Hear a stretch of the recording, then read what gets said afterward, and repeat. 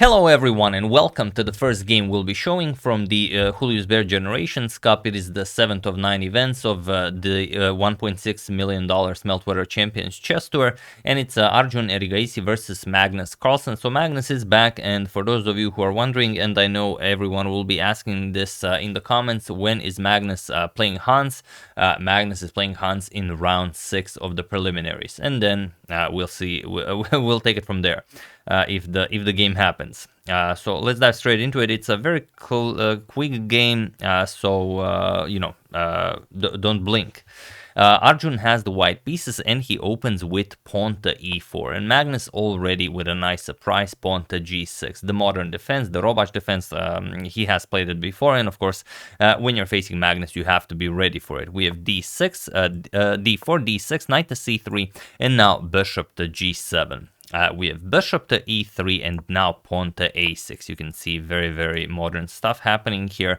Queen to d2. At some point you might be interested in trading off the dark square bishops, and now pawn to b5. Magnus really playing with those pawns.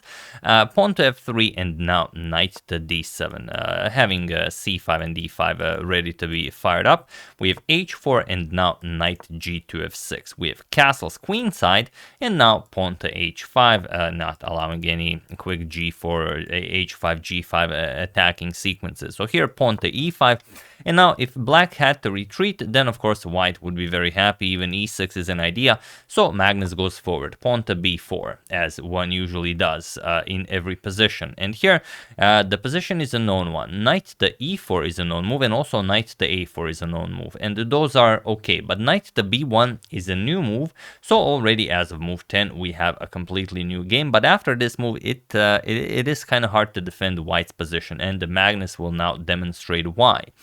Knight to d5, now putting pressure on the bishop, and also just getting ready to start pushing those pawns. Bishop to g5, now preparing.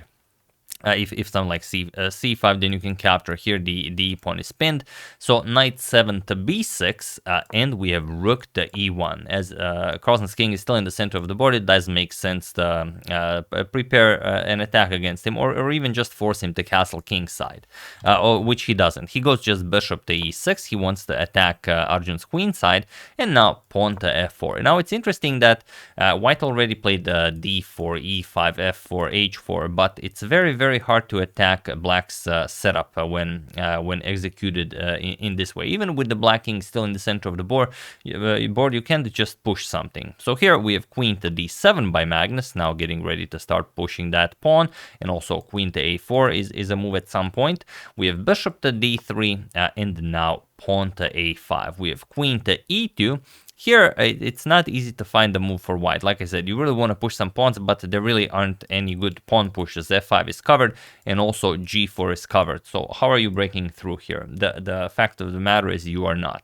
And here Arjun plays queen to e2, and this is something that you should remember for your own games.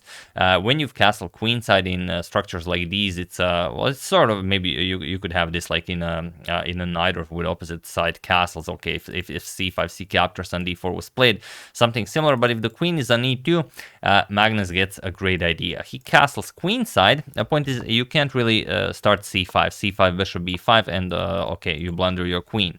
So Magnus castles queenside, and now we have knight to f3. Arjun continues development, king to b8, and now knight b to d2. We have queen to a4, now putting pressure on the a2 pawn, and the white is without a good reply here. The problem is if king to b1, that's why I said always be mindful of placing your queen on e2 in such positions. Just knight to c3 check, that's the problem.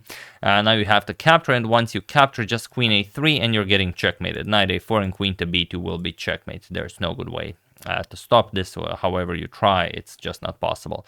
You might, I mean, even knight here to guard this, just bishop captures it. There's no way to survive. So instead, Arjun plays e captures on d6. We have c captures on d6, and now bishop captures on g6, hoping, of course, for captures, and then queen captures on e6. But Magnus just plays queen captures on a2. We have pawn to f5, attacking the bishop here, but just knight to a4, worrying about that, going after the b2 pawn. So knight to e4, freeing up the d2 square for the white king, but just queen captures on b2. We have king to d2, knight a to c3 now, attacking the white queen, queen d3, and now bishop d7, going for bishop to b5. And that's it. There is no way to save the white queen. Bishop captures on f7 is played, but just bishop to b5, and that's it. Queen captures on b5 was played, knight captures, bishop captures on d5, but now just knight captures on d4, and he was in this position on move 26 that Arjun Erigaisi resigned the game, as there is nothing more to be done here. Once you try something, it's very hard to find the move you can actually play. c2 is hanging.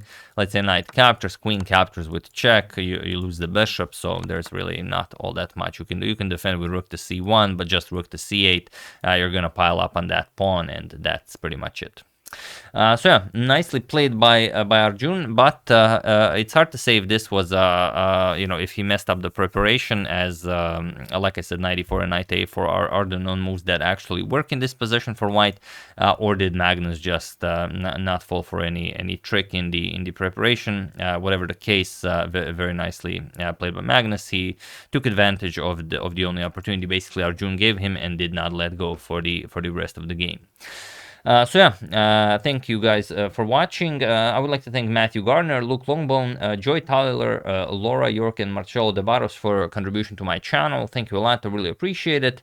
As usual, you can check two of my previous videos here. Thank you for watching, and I will see you soon, continuing the coverage of this very nice tournament. Until it finishes, do use hashtag suggestion if you guys are interested in checking out some games. I already have some nice suggestions for the Pragnananda versus Ivanchu game, so stay tuned for that as well.